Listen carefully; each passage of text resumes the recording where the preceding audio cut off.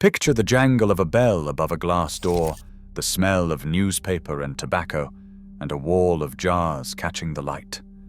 For a single penny clutched in your fist, you could walk out of the corner shop richer than any king. This was childhood before the supermarket, when a halfpenny bought happiness and the man behind the counter knew your name. Today we count down 25 vintage British corner shop treats seniors will remember buying for pennies. Some you adored, some you have forgotten entirely. Number 3 turned a generation's tongues black, and number 1 was less a sweet than a religion. Tell me which you would buy first. Let us begin with number 25. Number 25, aniseed balls. Deep red-brown, hard as a marble, and shiny enough to see your face in. These were the sweet that promised an entire afternoon of value, which mattered enormously when a penny was your whole fortune. The shopkeeper would tip them from the jar into the brass scale pan, that lovely rattle of glass on metal, then twist the corners of a little paper bag.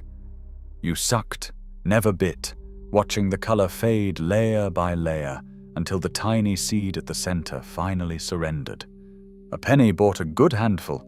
The medicinal aniseed bite divided playgrounds straight down the middle, but nobody could argue with how long they lasted.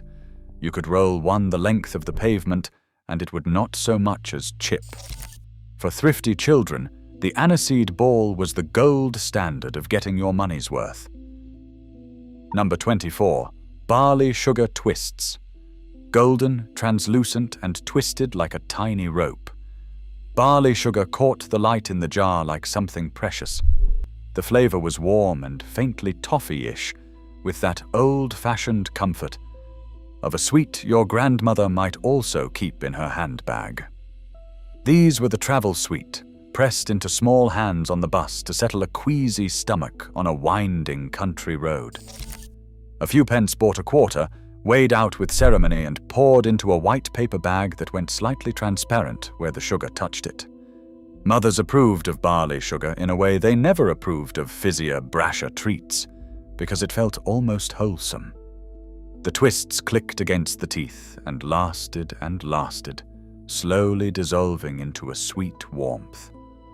Simple, honest, and quietly beloved, barley sugar was the corner shop at its most respectable. Number 23, pineapple chunks. Bright, sunshine yellow and dusted with a faint sugary frosting. Pineapple chunks were a hard-boiled sweet with corners sharp enough to scrape the roof of your mouth, a risk every child took willingly. The flavor was tropical and tangy, exotic in a Britain where an actual pineapple was a rare and expensive marvel.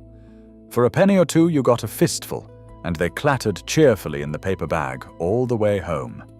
Sucked patiently, they slowly rounded off into something smooth and golden on the tongue. They were a fixture on the penny tray and in the jar sold by the ounce, a staple of the seaside holiday and the Saturday treat. Tinned pineapple was the height of fancy at the time, so a sweet-shaped and flavored like the real thing felt almost glamorous, a little burst of the tropics behind a rain-streaked corner shop window. Number 22, coconut mushrooms. Soft, chewy, and shaped exactly like a little toadstool, with a pale dome of coconut sitting on a stem of pink mallow. Children either loved or loathed the texture, that springy give followed by the dry shred of desiccated coconut.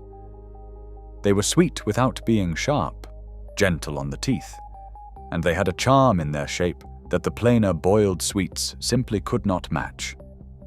A few pence bought a quarter from the jar, and they were a particular favorite of grandparents, which meant they often turned up in the bottom of a coat pocket, alongside a hanky and a threepenny bit.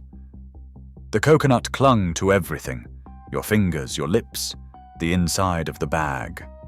For all their quaint, slightly fusty reputation, coconut mushrooms had real staying power, and the sight of one now sends seniors straight back to a front parlor and a tin on the sideboard. Number 21, pink shrimps and foam bananas.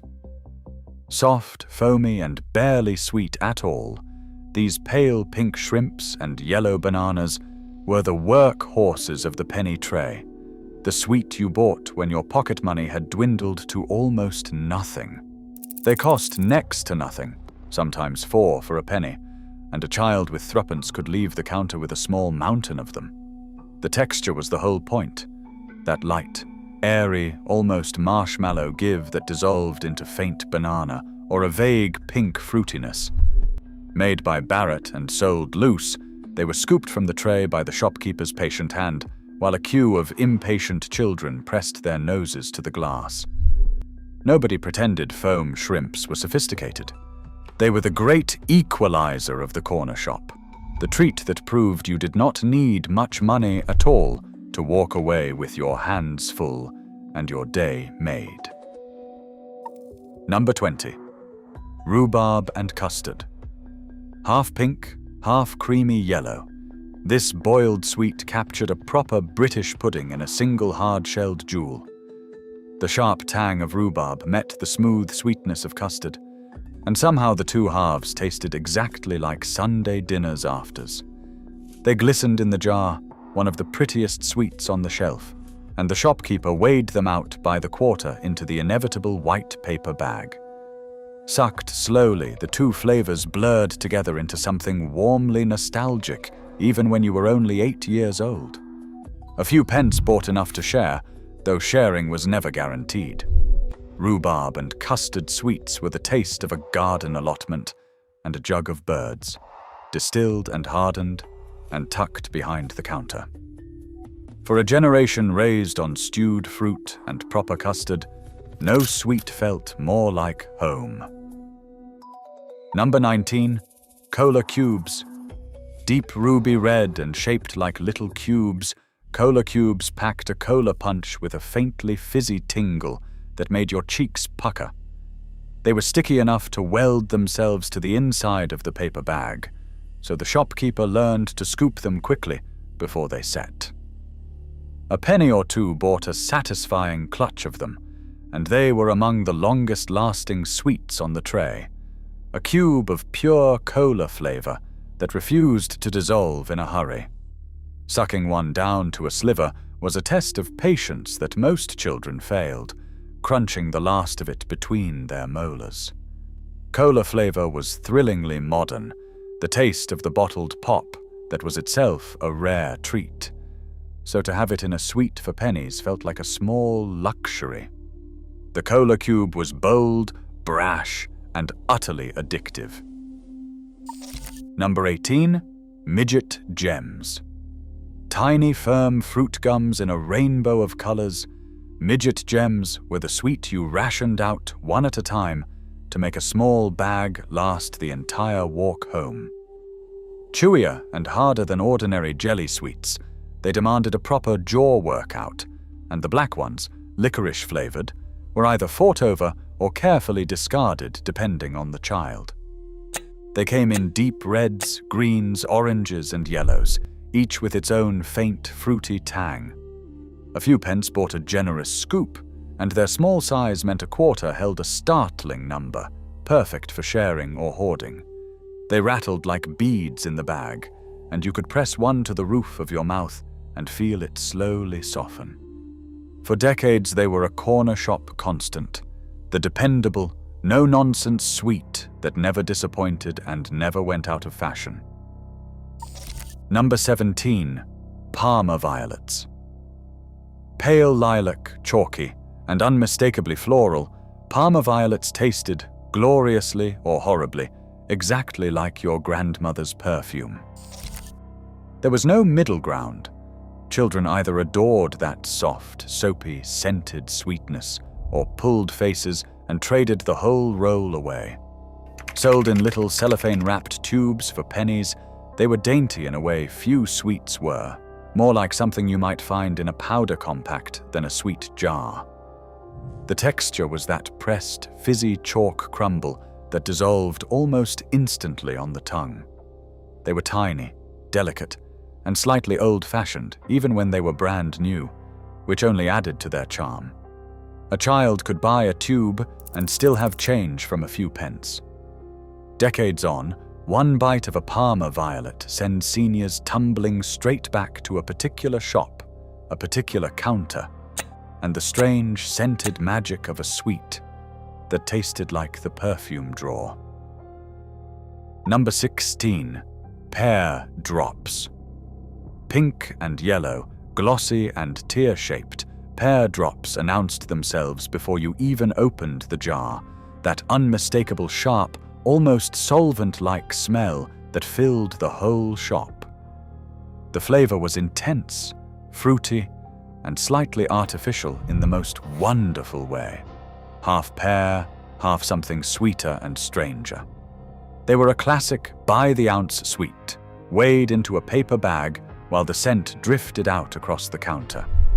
Hard and long-lasting, a pear drop rewarded patience, slowly smoothing from a sharp-edged teardrop into a glassy little pebble. A few pence bought a good quarter. They were a sweet for grown-ups and children alike, often kept in a tin at home as well as bought from the shop. For all their simplicity, pear drops had personality, a boldness of smell and flavor that no modern sweet has ever quite matched, and seniors remember that scent in an instant. Number 15. Sherbet lemons. Bright yellow and glassy on the outside, sherbet lemons hid a secret. Suck through the tangy lemon shell and you reached a fizzing, foaming center of sherbet that crackled on the tongue and made your eyes water just a little. That moment of breakthrough was the whole joy of the sweet, the patient suck rewarded with a sudden burst of fizz. They were a proper grown-up's sweet too, the sort kept in a tin on the mantelpiece, but children loved them just as fiercely. Sold loose by the quarter, they cost a few pence and lasted satisfyingly long. The shopkeeper tipped them clinking into the scale, and you carried them home, rationing each one. The combination of sharp lemon and fizzing sherbet was a small chemistry experiment in your mouth, endlessly entertaining. And the sherbet lemon remains one of the most fondly remembered treats of all. Number 14. Licorice bootlaces and Catherine wheels. For the licorice lovers, the corner shop offered theatre. Bootlaces came in long, thin, bendy ropes you could dangle, chew, or pretend were anything your imagination demanded. Catherine wheels were coiled tightly around a tiny, sweet center, and unwinding one slowly was half the fun, the black coil spiraling out longer than seemed possible. Both cost mere pennies, often a halfpenny apiece, making them perfect for a child with almost nothing to spend. The flavor was dark, earthy, and divisive, but to a licorice devotee, nothing else came close. They were chewy, slightly tough, and they stained your fingers and your grin. The corner shop almost always kept a jar or a box of them by the till, and a handful of bootlaces could keep a child happily occupied for the entire walk home, chewing and unspooling on a budget of next to nothing. Number 13. Spangles. Sold in their distinctive paper-wrapped tube, spangles were squarish fruit boiled sweets with rounded edges and a slightly chewy give, and they were the sweet of choice for an entire era. Each tube held a parade of flavors, and the much-loved Old English variety offered grown-up tastes like pear, blackcurrant, and licorice. For a few pence you got the whole roll, neatly portable, perfect for a pocket. There was something satisfying about working your way down a tube, the next flavor always a small surprise. Spangles felt modern and cheerful, a sweet that belonged as much in a coat pocket on a day out as behind the corner shop counter. When they eventually vanished from the shelves, the outcry was enormous. And to this day, seniors will tell you with absolute conviction that nothing has ever tasted quite like a spangle, and they are not entirely wrong. Number 12. Refreshers. Fizzy, chewy, and fruity all at once, refreshers were the sweet that did everything. The chew was soft and tangy, and just as you settled into it, a fizzing sherbet center kicked in to wake up your whole mouth. They came as small chews and as a sherbet-packed roll, both for pennies, both wildly popular. The fizz was the magic, that sharp tingle that made children's faces light up. A few coins bought enough to share around a whole gang of friends on the way to the park. Bright, zingy, and endlessly cheerful, refreshers had none of the stuffiness of the old boiled sweets. They were unmistakably a sweet for children, designed for fun, and they delivered it every single time. For a small handful of change, you got flavor, chew, and fizz in one, and the corner shop counter was never without a box of them. Number 11. Drumstick lollies. Soft, chewy, and stuck on a paper stick, the drumstick was a corner shop institution, layering raspberry and milk into one long-lasting, jaw-aching treat. They cost next to nothing, often a penny or two, which made them a favorite of children with the very smallest budgets. The chew was serious work, sticking to your teeth and demanding commitment, and the lolly stick meant you could wave it about and not lose a scrap to sticky fingers. The flavor combination of fruity raspberry and creamy milk was instantly recognizable and impossible to resist. A drumstick lasted a gloriously long time, which was exactly the point when you only had a couple of coppers to your name. Generations of children walked home from the corner shop with a drumstick wedged in one cheek, and the sweet remains a powerful trigger for memories of pocket money afternoons. Number 10. Everlasting gobstoppers. As big as a child could comfortably manage and built in colorful layers, the gobstopper was less a sweet than an endurance event. The whole joy was pulling it out of your mouth every minute or two to check whether the color had changed yet, holding it up to the light, comparing yours with your friends. They lasted for what felt like hours, exactly the value for money a penny demanded, and they cost about as little as any sweet on the tray. The flavor shifted layer by layer as you patiently sucked your way to the very center. They were too big to talk around properly, which led to muffled playground conversations and the occasional alarming moment. Cheap, enormous, and endlessly entertaining, the gobstopper was the ultimate test of a child's patience and the corner shop's most reliable way to keep a noisy youngster quiet for the afternoon. Number 9.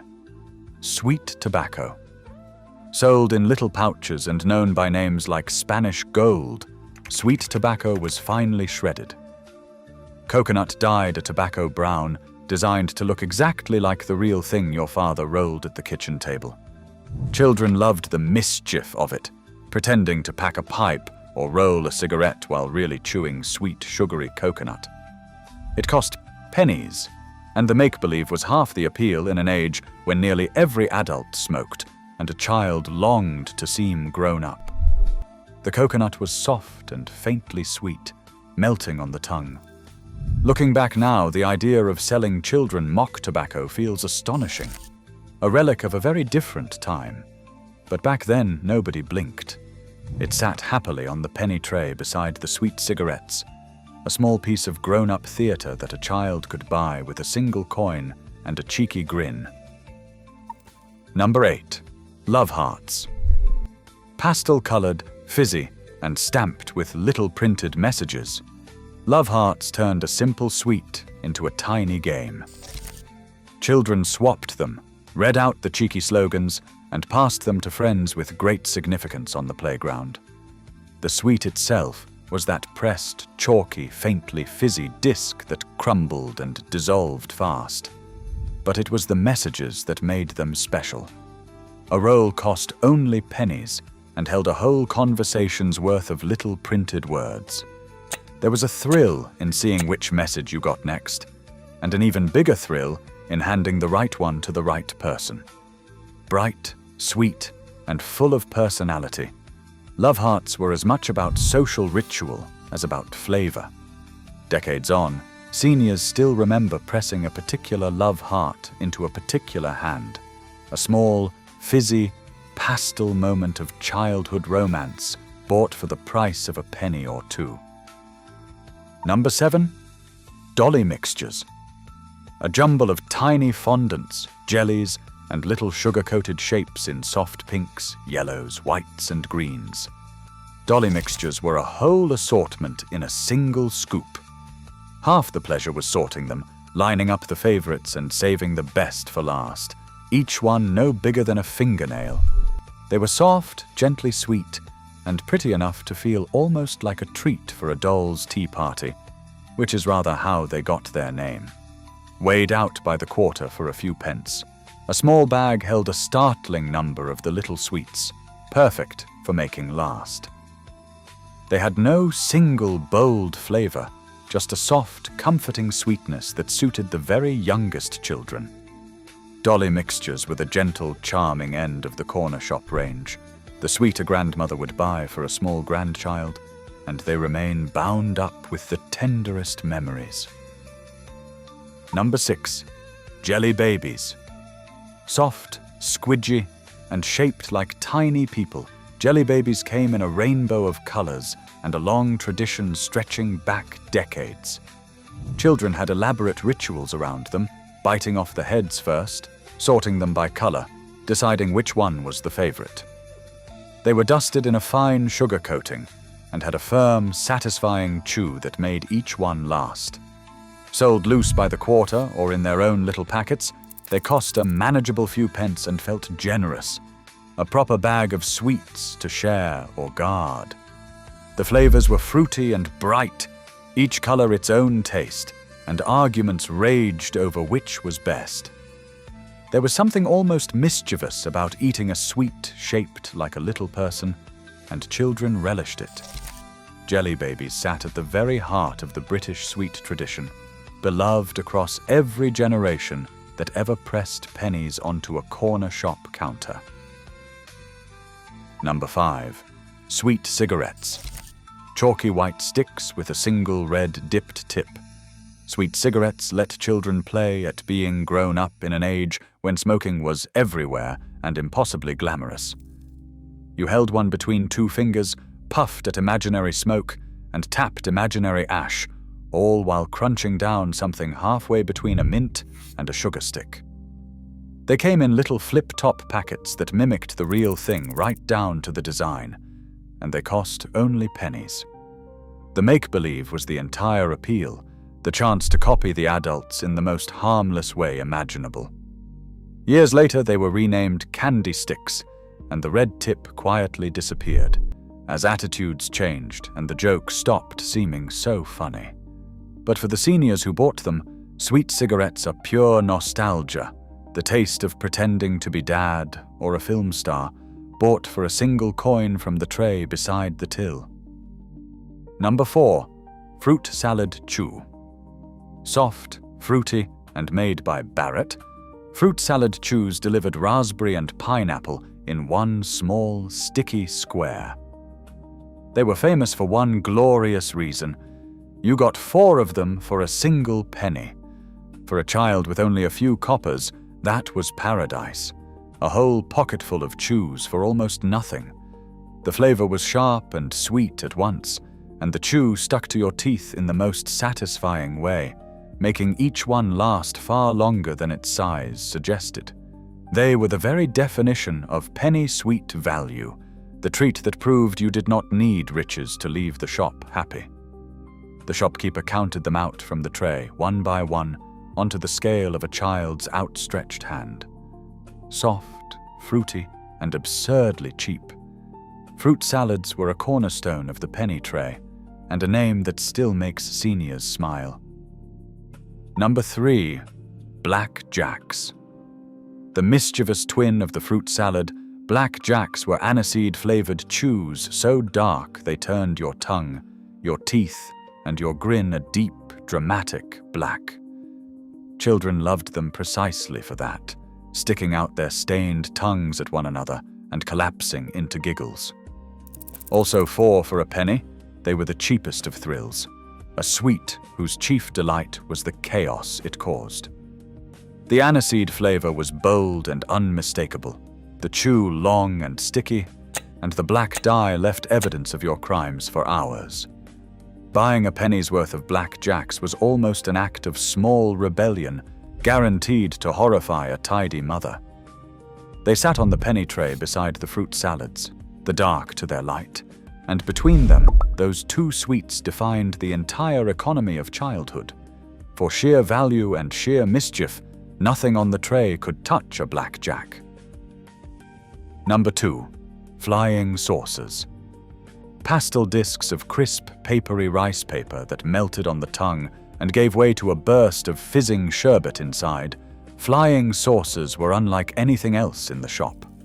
The texture was the marvel, that strange dissolving wafer that stuck to the roof of your mouth before the sherbet exploded. They were impossibly light, almost weightless, and they cost next to nothing, often a halfpenny or a penny each, so a child could buy a whole bagful and still have change. They came in soft colors, pinks and yellows and limes, and the sherbet inside was sharp and tingling. There was no other sweet quite like them, no other texture, no other surprise. Flying saucers were pure novelty and pure joy, and decades on the memory of that papery melt and the sudden fizz remains one of the most vivid of any British childhood. Number 1. The sherbet fountain. And in first place, the undisputed king of the corner shop, the sherbet fountain. A bright yellow paper tube, gently waxy to the touch, packed with fizzing sherbet and crowned with a stick of licorice poking from the top. The intended method was to use the licorice as a straw, sucking the sherbet up through it, though in practice the straw clogged within seconds. Every child simply dipped, licked, and tipped the tube straight into an open mouth, ending the day with a sherbet-dusted face and a yellow-stained chin. It cost only a few pence, and it was an event, not just a sweet. The licorice softened as you went, and the sherbet fizzed and foamed until the very last shake of the tube. Messy, fizzy, and utterly magnificent, the sherbet fountain was the treat every senior remembers best, the crowning glory of a penny well spent. So there they are, 25 vintage corner shop treats, bought for pennies and remembered for a lifetime. Which one did you reach for first? The sherbet fountain, the black jacks, or something I have left off the list entirely? Tell me in the comments, because I want to know whose tongue went blackest. Thanks for taking this little walk back to the corner shop with me. Next time, mind the bell on your way out.